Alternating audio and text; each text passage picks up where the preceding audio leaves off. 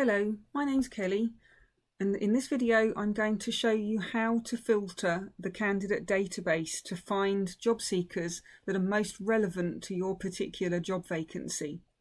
So from the home page, it's a very good idea to double check that you're logged in before you go and do your search, because unless your account name appears in this top right hand area here, you're going to get the restricted view of the job seekers' profiles. If you're logged in and you have a current subscription, you'll get their full details, including their contact details, so that you can crack on and get in touch with anybody who looks like they could be suitable for your vacancy. So once you're logged in and with a current subscription, if you want to navigate to the candidate database, there are several places that you can do it from, but from anywhere on the site you can hover the employer zone, and the second option in the menu is search candidates. So I'm going to have to show you the job seekers' profiles as a logged out person who doesn't have a subscription, because data protection means I can't obviously reveal the identities of the candidates that are currently registered with us. But the filtering and the search works exactly the same whether you're logged in or logged out.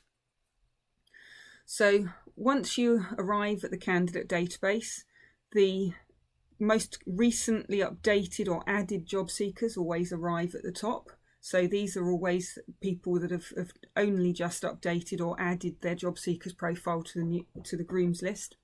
And you'll see that there's all manner of people showing up in the search results, and there's quite a number of pages of them. There's a couple of thousand current job seekers on the website, so it would take a long while to go through all of them. So for that purpose, we have some very helpful filters on the right hand side.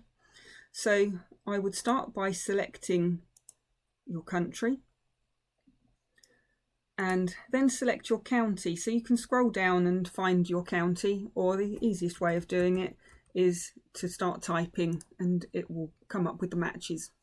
Now, when you select anything on the filter on the right hand side, you don't need to press enter, you don't need to click any buttons. It just automatically filters out the people that don't meet the requirements that you've selected. So you can see straight away our person that was looking for work in Australia has now disappeared from the search results because they don't match your job criteria. Now, this is all very well. You'll see that there are some candidates that are looking for work anywhere, so they would consider Gloucestershire. So in the first instance, they do appear in your search results. But if, for example, you were looking for somebody who lived locally that's going to work for you on a live-out basis, you can check the Remove Anywhere button, and it will automatically remove the people that haven't selected specifically Gloucestershire in their selection of preferred counties.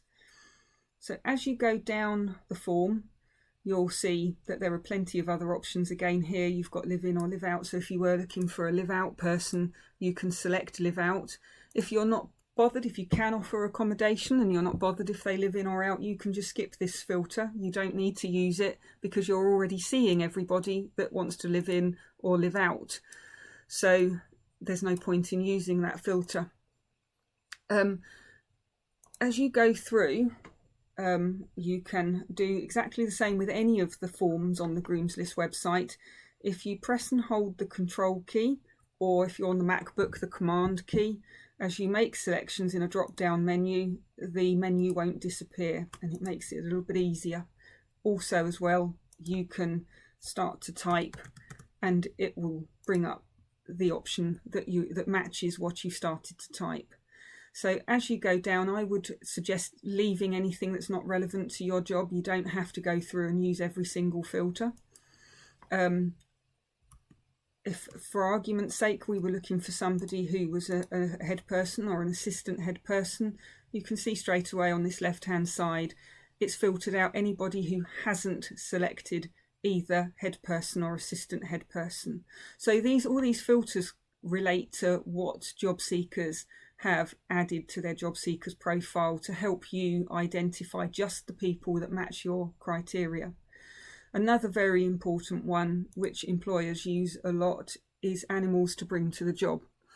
Now, to use the example, if you were able to accommodate a dog but not a horse, and you're not keen on any other animals, I would suggest that you select none and dog.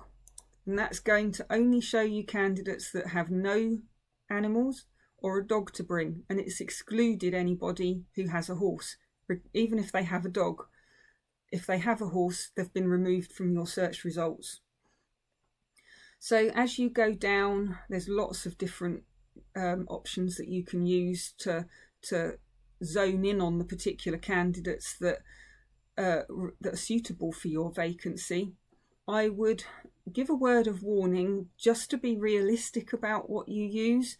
It might be absolutely ideal to be able to drill down to the super duper excellent grooms, but the more of these filters you use, the less candidates you're going to have to go through, but the more accurate the candidates are going to be.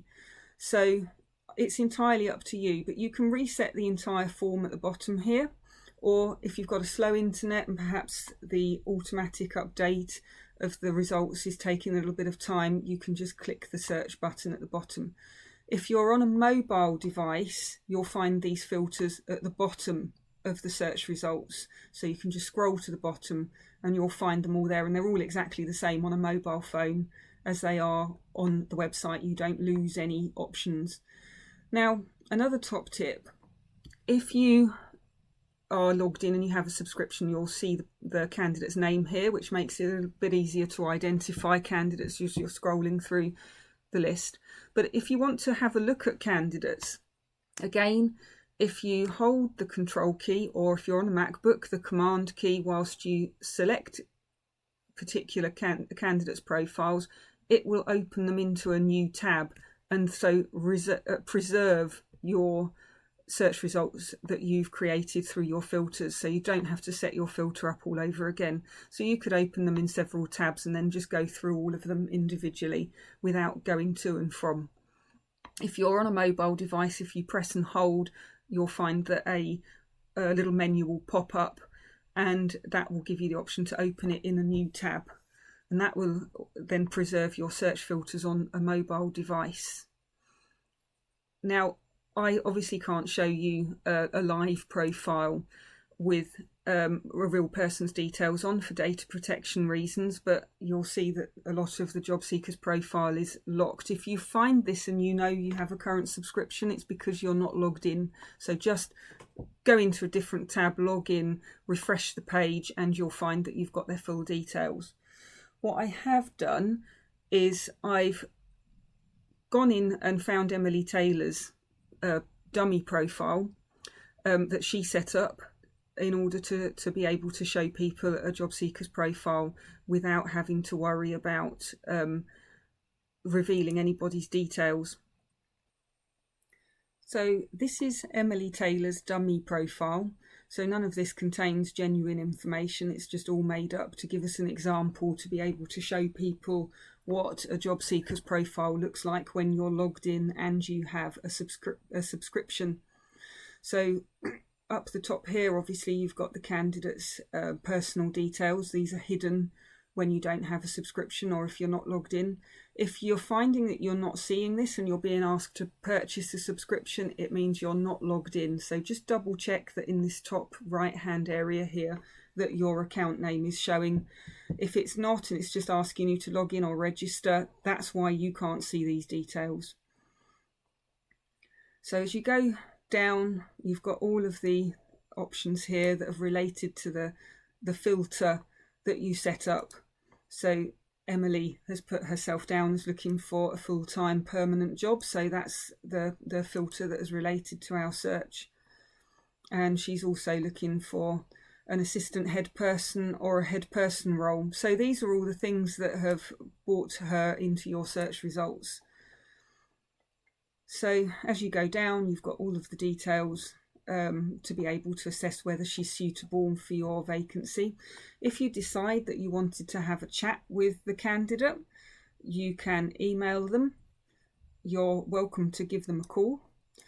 Or if you would rather not contact them directly and would rather stay on the Grooms List website, you can send them a private message.